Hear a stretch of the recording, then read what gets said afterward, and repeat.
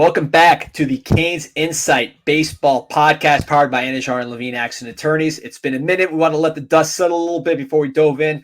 We have a lot of baseball pods coming up to break down the portal, recruiting, and of course, the Major League Baseball draft, which impacts a lot of aspects of the program. We got Mr. Perfect Javi Salas himself here. First, let's hear a word from some of the best friends that Canes baseball has.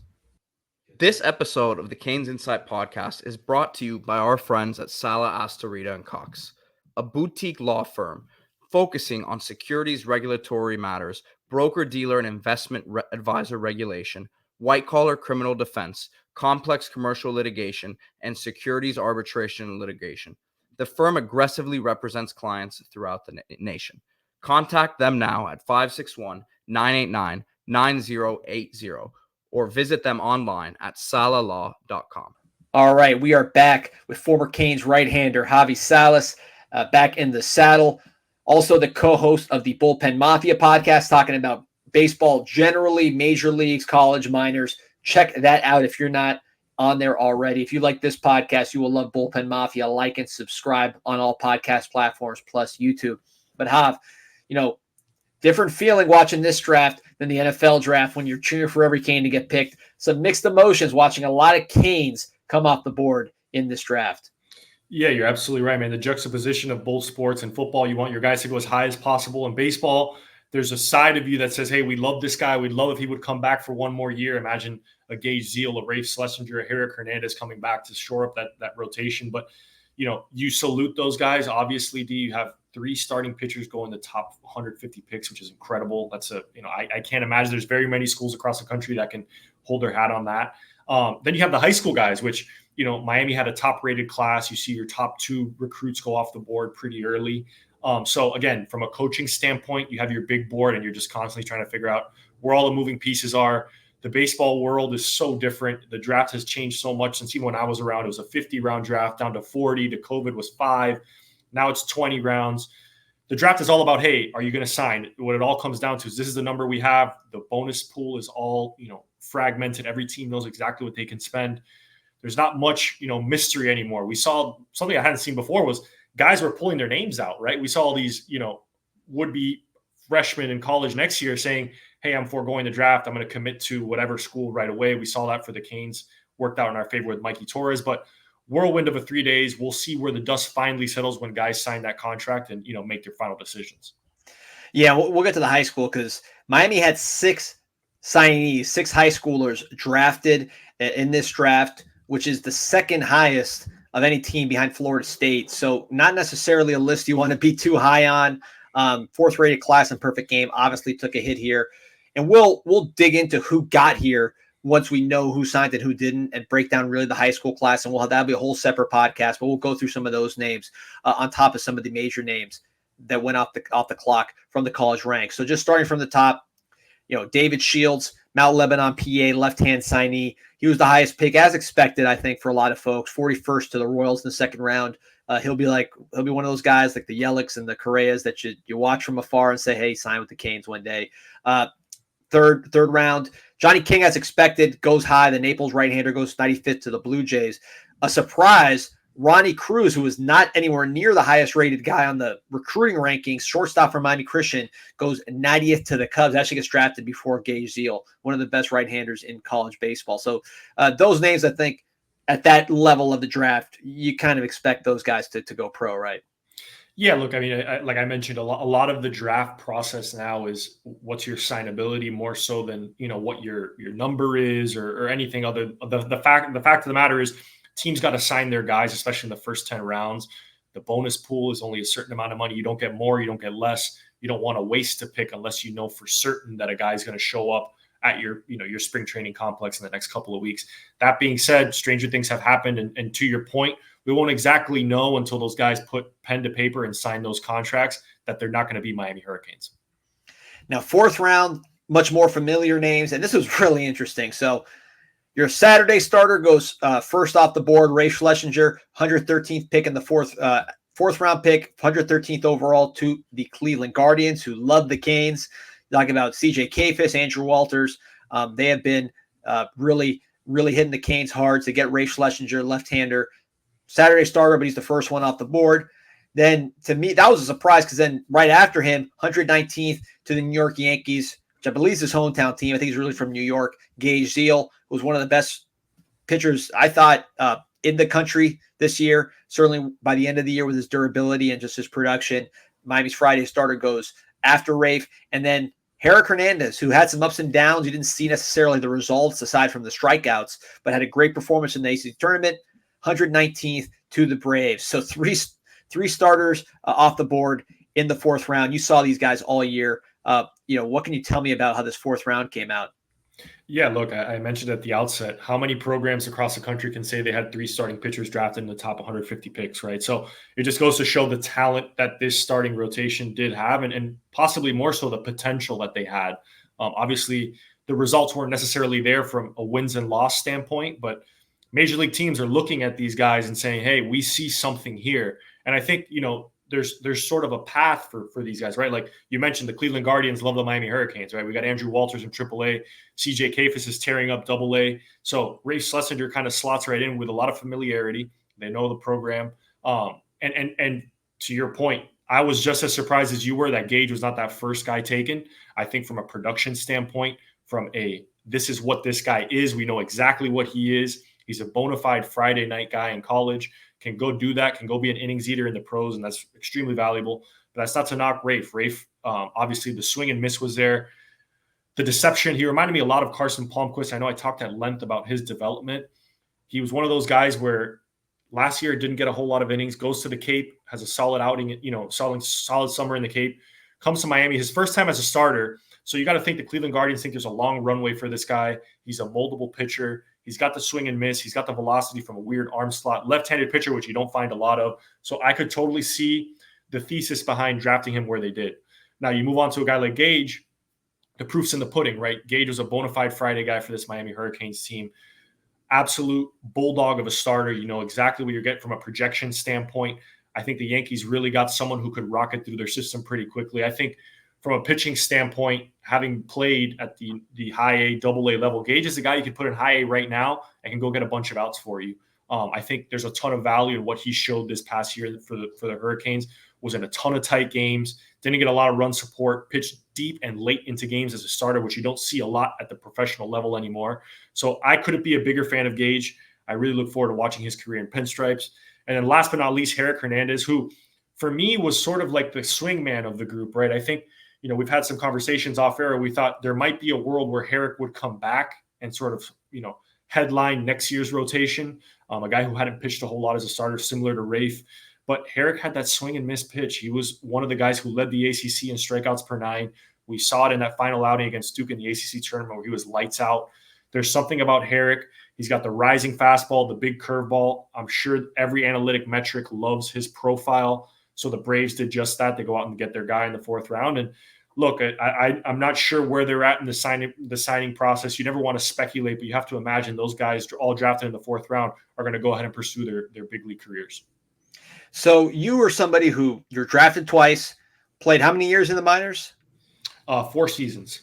4 seasons in the minors. Obviously, had a great career at the University of Miami. So you've seen professional development, professional evaluation, college, and it's like for someone like my son, who, if I told him that Rafe got picked ahead of Gage, it doesn't compute for him. He doesn't understand it. But obviously, the pro game is different than the college game. You look at a guy like Rosario, who's now one of the best pitching prospects in all of baseball after really struggling at Miami for pretty much his whole career here. Talk about some of the differences between college and pro, both in terms of how you're developed and the things that they might look at that are different. Yeah, look, I think at the professional level, they can zero in on someone's tool a lot more closely than at the collegiate level. At the collegiate level, you're sort of it's win or go home at every single step of the process, right? So we see some of the players that have success at the University of Miami are some of the guys who are finished products. You look at a guy like Daniel Cuvée. Daniel Cuvée ceiling is X, but he's already above and beyond the core players that he's coming in of his class, right? We saw, by far the best freshman in the country. He's killing it in the Cape right now. Like, a guy like Daniel Cuvée is going to come and do his thing. Now, a professional team is saying a Rafe Schlesinger type, a Herrick Hernandez. They have swing and miss. They're both left-handed pitchers. we can work with that. We can mold that. Similar to Alejandro Rosario, they say, we're going to get this guy in our facility. He's not going to leave. He's not going to go home. We're not going to lose him for a couple weeks out of the year. We may lose him in the offseason, but he comes right back. We keep him in the complex. We have the best coaching. We have, all eyes on this guy, and the development curve, it can, take its time, take its due time. And, we've seen it. Alejandro Rosario, we talked to a couple of buddies that we're close chats with. He's probably going to be a top 100 prospect here pretty soon, which is a tremendous turnaround from where he was a year and a half ago in a Hurricanes uniform. So you got to think from a professional evaluation standpoint. A guy like Rafe, a guy like Herrick, they're looking at one particular aspect of their game that they do really well, and they're saying, we can work on the rest. We can make him a starter. We can make him a reliever. He's already a strikeout guy. He knows how to get people out. Let's figure out how he can start games and go 5, 6, 7 innings. Or maybe he's a high leverage pitcher. There's something that the Cleveland Guardians saw. There's something that the Atlanta Braves saw in that particular profile of player that said, that fits our system. It fits our model. We can put this guy here. We have the coaches that know how to teach this kind of stuff, and we can get the best out of them at, whatever particular point that is. So I'm pulling up your baseball reference page. By the way, 248, man. I know your wedding weight right now is your wedding target weight, your dance floor target weight's a lot lower than that. But man, you were packing some muscle back in the day. But take me through the mindset of the guy who was starting under the lights at Mark Light and the guy who's starting at Biloxi. Was your mindset different? Were you focusing on different things? What was the difference between the years for you at those two different stops? Yeah, I think that's a great question in the sense, D, that, what I always anticipated going to play in college, and I think you're seeing it more and more, right? We saw, I know you sent a tweet today that said there's never been less high school prospects taken, and there's never been more 4-year college players taken. And we've seen that across the board now, where some of these high-level high school players are opting to go to college, because I've said this in all my chats. I say it to everyone that's willing to listen. College baseball is having its moment. Packed stadiums. We're seeing guys develop at an astronomical rate. Guys are getting better. You see a guy like Charlie Condon, who doesn't play at all his freshman year. All of a sudden, his sophomore, junior year, this guy has a meteoric rise, top 5 pick. His life has changed forever. Would he have gotten that same look as a high schooler? Probably not. So I think college baseball is having its moment. I think first and foremost, guys need to realize when you set foot on a college campus, it's a totally different atmosphere than going to a low level in the minor leagues. That's not to say it's not right for you. I think everybody has their own path. Hey, if I was drafted in the second round as a high schooler, I might have been in the complex, but that wasn't me. That wasn't my profile. I wasn't mature enough physically, emotionally, mentally. I think that's some of the bigger steps you need to take. But going to college is at an all-time high right now. We're seeing the big programs across the country. The SEC is having its moment. The ACC. There's great baseball played everywhere. I think the biggest difference between the Miami Hurricanes and the Biloxi Shuckers, to answer your question, is just, what are the outcomes here? What are we trying to get out of this? At the University of Miami, it was all about winning. We're trying to get to Omaha. You look in the back, you look at at the wall, you see the 4 national championships. You look above the suite, you see the 4 flags flying with the national championships. So that's something I always wanted to be a part of. I was emotionally attached to the University of Miami. That's where I always wanted to be. On the flip side, at the professional level, Biloxi was a stepping stone, right? You're in AA, you're close to the big leagues. It's more so like, hey, this is my journey. I'm playing a little bit for myself here. I'm going to be selfish about my career. I'm going to understand what I need to do to get to the next level, whether that's nutrition, which I wasn't doing very well at 248. My professional development. I need to develop my fastball, my changeup. There's something I need to do to get to the next level. Where at the University of Miami, you're kind of like, hey, we're trying to win ball games. We're trying to get to Omaha. We're trying to represent this university, which was built by the legends that, have their numbers out on the wall. Now, on the micro level, because I'm curious about this, you're pitching at Miami. I'm assuming your mindset is what I need to do to get outs. Are you in AA still just trying to get outs and get the box score looking the way it is? Or are you working on pitches? Are you trying to do things that you were coached to do? Is that different, or is that once you step out there, it's still normal baseball? I think at the very, very baseline, you need to go and get outs. I think that's what you're judged on. It's a binary thing. Can this guy get me 15 to 18 outs every time he goes out there? Yes or no? And if you're a starting pitcher, that's a good way to sort of evaluate yourself. It's like, am I going deep into games? I give my team a chance to win. The thing about the minor leagues is people are on different tracks. Whether you want to admit it or not, there's some guys who are prospects who their development curve is, hey, we've invested a lot of time, a lot of money in you. You're going to do this. Your plan is you're going to go get 500 at-bats. The results, whatever they look like, those 500 at-bats, will judge them at the end of the season, but go out and play. And that's, I think, what the minor league system does better than anything is the volume of games, right? Think about spring training. You go in spring training, you play 30 games. You're getting 4 at-bats a day. So right there is 120 to 150 at-bats before you even set foot in your season. Then you get another 500 to 600 plate appearances. You come back in the fall for instructional league. By the time the year's over, you might be close to 1,000 plate appearances, which at the collegiate level, that's just not possible. So there's so much more that goes into a minor league development system that you're just hamstrung in college in terms of the days, the hours you're allowed to spend, because you are a student athlete. There is a student aspect to all this. But, I think from what you're looking at, it's just it's two different paths that you're trying to get to the same road. And I think college has done a tremendous job over the last 5 to 10 years of mirroring the minor league process. And you're seeing some guys that are, look at Paul Skeens. He's starting the All-Star game tonight, D. I mean, he was at LSU a calendar year ago pitching for, his team's national championship. So that's not to say you can't go in college, play 3 years, and be in the big leagues right away. I mean, I'm sure guys that had their name called this, over the last 3 days are going to be in some big league capacity the next year. It's crazy how good college baseball has gotten and how much it mirrors the high A, double A level. These guys are ready to go at a really, really, quick clip in the minors. And look at the guys that are getting picked in the top 10. You mentioned Condon, who was really not a big recruit at all, didn't play at all as a freshman. Then you also have Seaver King, who was a D3, I believe, transfer from Wake Forest. And then the kid from West Virginia, he was a nobody recruit. So some of these guys are not – it's not like they just say, hey, I know I'm going pro right away. I'm just going to put this off for 3 years. Some of those guys really developed and became what they would become. Yeah, look, I think I'm going to keep reiterating this. The college level is so much about understanding who you are as a player. The competition is so fierce, right? You come to a place like Miami, there's guys, you mentioned the number 4 recruiting class, right? That's after a top 10 recruiting class last year. So like you start stacking these classes of really competitive players, and you got to measure yourself against some of these guys, and you see the cream rise to the top. And we're seeing that at all these big programs. I'm a huge proponent of the college game. I think there's a fit for everybody in college. The transfer portal has made it so accessible for guys to move around freely. And to your point, some of these guys that are drafted high, it's just a development story, right? It's like, hey, I got a chip on my shoulder.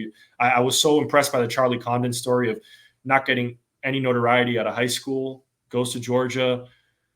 He admitted it. He hadn't been in the weight room a whole lot, works his ass off, finds his way to, being a top 5 pick. So the development path is certainly there, and college baseball is, taking advantage of that. I think pro teams are starting to recognize that. Pro teams are starting to realize, like, some of our more ready players are playing in college in the SEC and the ACC right now, and they are in high school.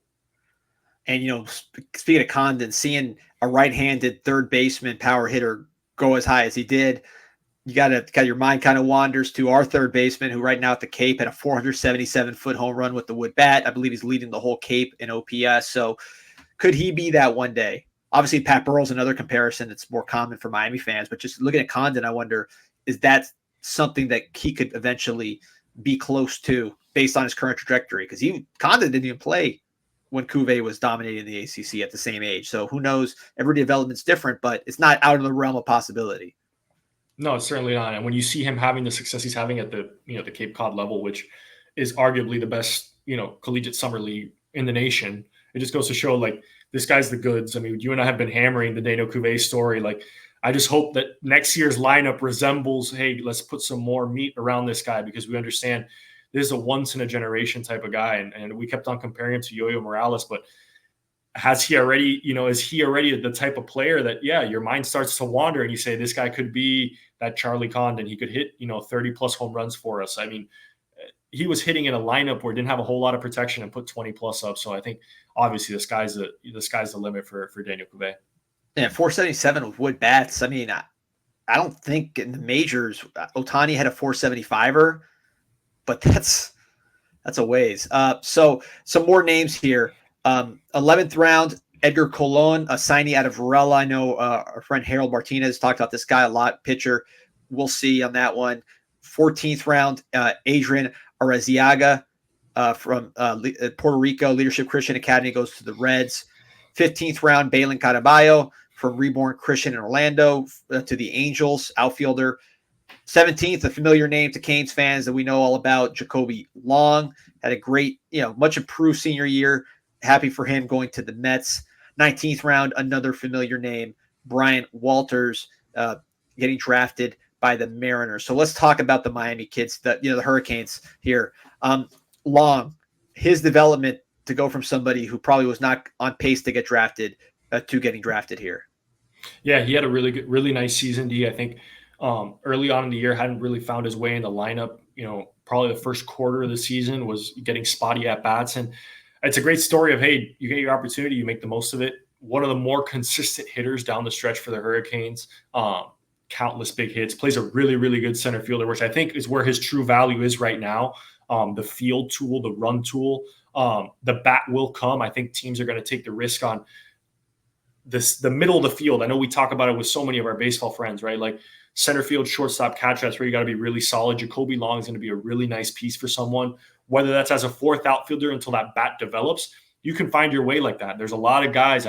Kevin Pillar, I heard him talk the other day on MLB Network, hit his 10 years in the major leagues. Like that guy's made a really, really nice career out of being a fourth outfielder and making the most out of his starting opportunity. So I see that profile for Jacoby Long. It's going to be, plays a really good defense, can run, steal some bases. The bat will come. I think teams take that opportunity, take that risk on him. And we saw that with the Mets. Yeah. Happy to see guys with the arrow pointing up in the development. Yeah. Because they're working hard. It's as you know better than any of us, it's a hard game. Yeah. So Walters is, to me, from a 2025 Hurricane standpoint, the one that really kind of jumps out. 19th round. Now his brother had a totally different path as far as coming in, basically being dominant from the start, right? 3 years stud. I mean, I don't think he had an ERA over 2 in any season. Now, of course, the AAA flying through it. Brother, different path. Injuries, transfer. This year wasn't all the way back. Obviously showed enough to get drafted. What do you think is going into his decision on whether or not to go or come back?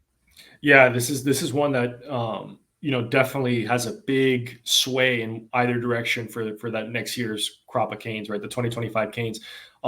Walters figures to be, coming back from injury this year, sort of working his way back. We saw flashes of dominance, right? That fastball, mid to upper 90s, really good breaking ball.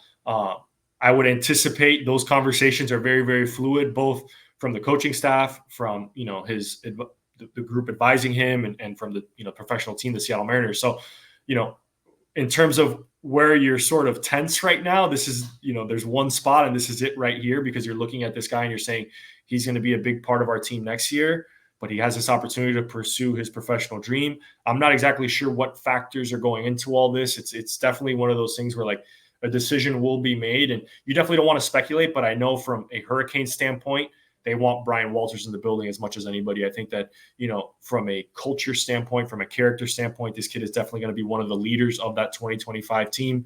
Obviously, the stuff speaks for itself. His brother's career, I think there's a lot of parallels here that he could follow. He's got a lot of eligibility left, right? We haven't seen him play a lot of baseball just because of some injuries. So, if I'm Coach Arteaga, if I'm Coach Gutierrez, I'm lighting some candles and saying, I hope that Brian Walters is here on the first day of school.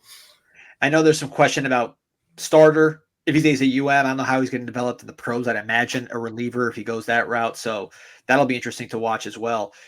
A name we didn't hear, which JD had mentioned as someone he was watching, was Miles Caba, because of his age, that even if he got picked lower, he could be somebody that could go, just because, again, I think he's 23 or something like that. So his name not being called, I think, huge for next year's bullpen. Yeah, definitely. We saw Miles, obviously our most valuable reliever at the end of the season last year, and wasn't even particularly close. You add another left-handed pitcher to some of the pieces they've added through the transfer portal. Miles figures to be one of those big-time innings eaters, mid, late game, high leverage kind of situation. So, again, we talked at length about, Miles was one of the older guys on last year's team, but he still has some eligibility. So it's like, hey, what better place to go develop? Again, these are like sort of parallel paths in the minor leagues. If Miles has another great season as he did the finish to last year, I'm sure there's going to be big league teams calling him next season. Some other names, and we'll get into the recruiting a little bit more with Harold, because he's seen all these guys at showcases. But Lázaro Collera from, I know he's at Florida Christian, he's at Westminster. He bounced around, huge right-hander, a guy people are excited about, part of that trio with King and Shields. He doesn't get drafted, expect him back. Mikey Torres, who you mentioned, lefty center fielder from Doral, announcing that he's coming back. So that one you could write in pen. I think he's going to have a great chance to compete at center field. Fabio Peralta, big outfielder from Miami Christian, 6'2", 185. He also announced that he was coming back. Christian De Los Santos. I'm just going through the perfect game guys in order. Outfielder from Miami Christian. He didn't get picked. Ethan Puig, guy who's been on the radar for a while. He played Team USA as well, third baseman. So you had some guys that were ranked on both perfect game and also MLB pipeline as potentially draftable guys not getting picked. Evan Taveras, the catcher from Fort Myers, didn't get picked. So, you did get some guys that did not get. There were some guys that didn't get picked who you're happy for and are going to have a big opportunity to play with some of these other names, most likely going pro. But big picture, you're JD.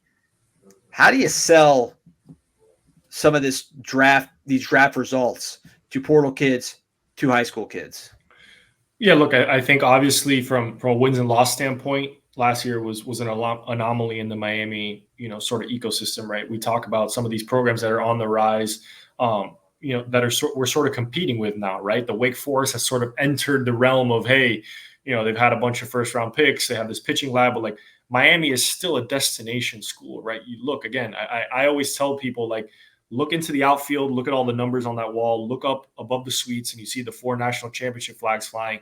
Not a lot of places can sell on, hey, we've been to Omaha more than we haven't almost, right, in the last 40 years. So Miami's still a place where, number one, you can develop. We've seen it. 3 starting pitchers in the top 4 rounds. It's a place where you can win. There's a ton of opportunity. I think right now that's the most important selling point. If I was Coach Arteaga, is like, there's opportunity to play here. There's opportunity to play right now.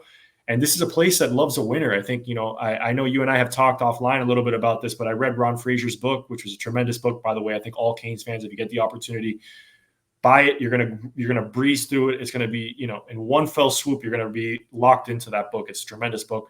But I think there's so much to learn about the history of our program, the culture that built this program, built brick by brick, bare hands. This guy was working 2 jobs just to build this program up. So I think us as former players, we have a responsibility to make sure that this place is always at the pinnacle of college baseball. College baseball is having its moment.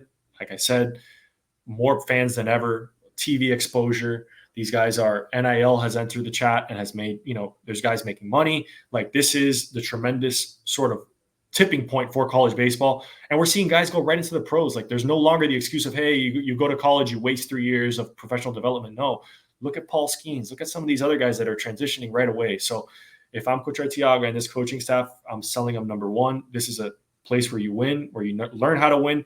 Number 2, you're going to develop into a great player. And number 3, you're in Miami, man. Like, what more do you need? You walk around this beautiful campus. You're down to the beach in 5 minutes.